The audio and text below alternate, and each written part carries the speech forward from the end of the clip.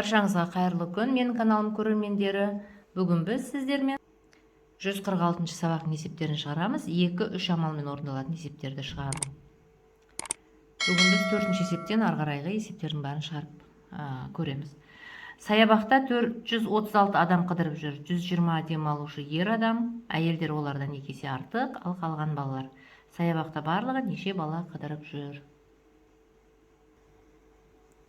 Әуелі бұл есепте әйелдерді тауып алуымыз керек. Әйелдер ерлерге қарағанда 2 есе артық. Демек 2-ге көбейтеміз. Сонда әйелдердің саны 250 болып шықты. Енді 250 әйелдер болса, 125 ер кісілер болса, мынау 436 адамның қалғаны балалар болып тұр. Қалғанын табу үшін біз азайту амалын орындаймыз. Ол үшін ерлер мен әйелдерді қосамыз. Ерлер мен әйелдерді қосқанда 375 шықты. Енді 436-дан 375-ті азайтсақ, 61 қалады. Демек, саябақта 61 бала қыдырып жүр екен. Бөлігінде саябақта демалып жүрген балалардың 46-сы балалар қалашығында, ал одан 4 есе көп бала әртүрлі аттракциондарда ойнап жүр. Аттракционда неше бала ойнап жүр? Бұл есеп бір ғана амалмен шығады, өйткені сұрақ біреу ғана, және ол 4 есе көп. 4 есе көп десе 46-ны 4-ке көбейтеміз. 184-ге тең. Сонда аттракциондарда 184 бала ойнап жүр екен. 5-ші есепте кесте берілген, осы кесте бойынша есеп құрастырып шығарамыз. Бұл жерде балмұздақтың 2 түрі берілген. Мынаны шоколадты балмұздақ деп алайық, мынаны сүтті балмұздақ деп алайық. Бұлай есеп құрастырсақ болады. Балалар шоколадты балмұздақты 200 теңгеден 3 дана шоколадты балмұздақ сатып алды, және 250 теңгеден 2 дана сүтті балмұздақ сатып алды. Олар осы балмұздақтың барлығына неше теңге төледі? Шоколадты балмұздақтың біреу 200 болса, үшеуі неше тұратын табу үшін оны көбейтеміз. 600 теңге төленеді оған. Сүтті балмұздақ 250 теңгеден 2 дана болса, оған 500 теңге төленеді. Енді 600 бен 500 қосамыз. Сонда барлығына 1100 теңге төлеген. 6-ші есепте қысқаша жазылу бойынша есеп құрастырып шығаруымыз керек. Мінекей есептің шарты бар, енді осыған мәтін есебін құрастырамыз. Балалар қыдыруға шығу үшін автобустарға бөлініп отырды. 3 автобусқа 25-тен отырды, 5 автобусқа 38-тен отырды. Қыдыруға барлығы неше бала шықты? Барлығын табу үшін қосуымыз керек. Әуелі 3 автобуста 25-25-тен болса, оны көбейтіп аламыз. 5 автобустың әрқайсында 38-38 болса, оны көбейтіп аламыз. Сонда сөйтіп екі жағын қосамыз. Сонда барлығы қыдыруға 265 бала шыққан болып шығады. 7-ші есепте диаграммада саябақта демалушылар туралы мәлімет берілген. Осы диаграмма бойынша сұрақтар құрастырайық. Мына жақта адамдардың саны, мына жақта әртүрлі нысандар. Бұлай деп сұрақ қоюға болады.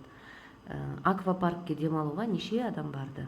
Оны диаграммаға қараймыз да жауап береміз. 160 адам барды. Осы сияқты басқаларына да сондай сұрақ қоюға болады. Кинотеатрға неше адам кірді? Мысалға, кинотеатрға 60 адам кірді. Қайықпен серуендеуге неше адам шықты деген сияқты. Қайықпен серуендеуге 40 адам шықты. Осындай сұрақтар құрастыра беруге болады.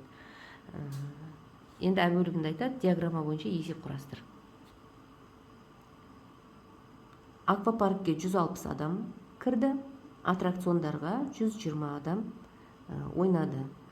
Қайсысына артық адам кірді, немесе қаншаға артық адам кірді деген сұрақ қойып есеп құрастырсақ болады.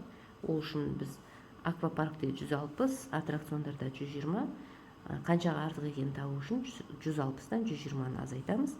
Сонда аквапаркке 40 адам артық барған болып шығады. Қалған диаграмма бойынша, қалған деректер бойынша да осындай есептер құрастыра беруге болады. 8-ші есепте теңдеулерді шешу керек.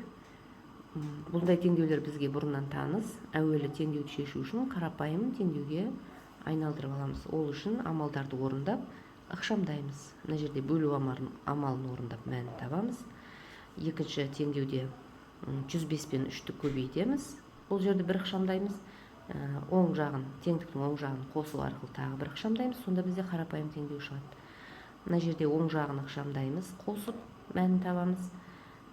Соңғы теңдеуде 65 пен 2-ні көбейтіп, мәнін тауып, ықшамдап қарапайым теңдеуге айналдырамыз. Сонда бізде теңдеулеріміздің шешімі осылай болып шығады.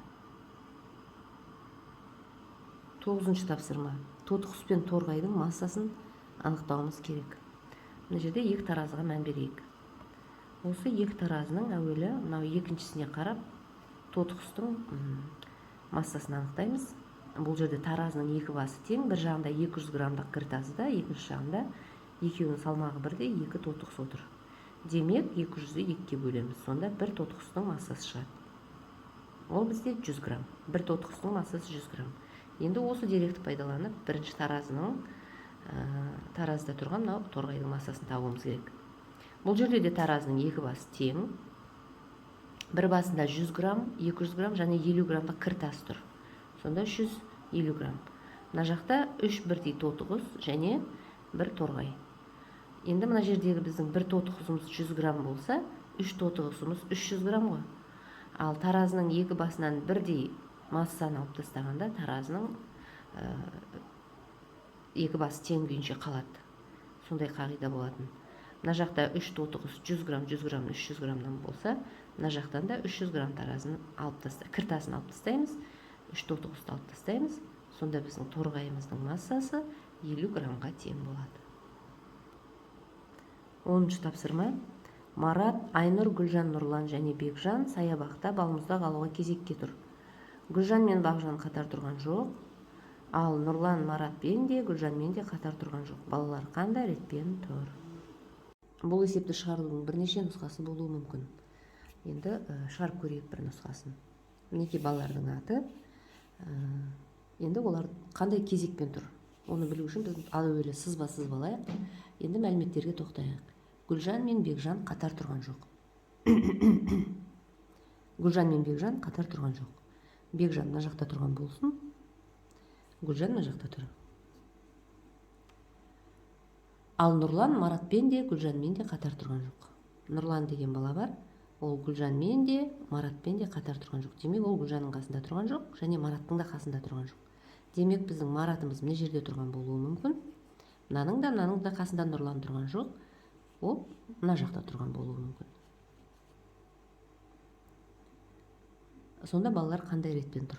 Мінекей біз ретін келістірдік. Енді бізде Айнұр қалды. Айнұр қайда тұруы мүмкін? Айнұрдың қайда тұрғаны берілмеген, бірақ біз оны ол Мараттың қасында тұруы мүмкін, немесе Гүлжаннан кейін тұруы мүмкін. Екі түрлі нұсқасы бар. Осылай шарсақ болады.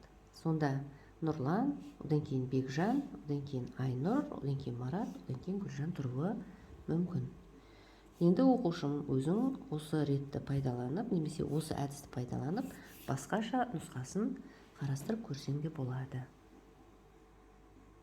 Егер видеоның соңына дейін көрген болсаңыз, сізге не сіздің балаңызға пайдалы болды деп ойлаймын. Онда комментарий жазып, лайк басып, мені қолдап кетіңіз. Қоңыраушаны басып қоюды ұмытпаңыз.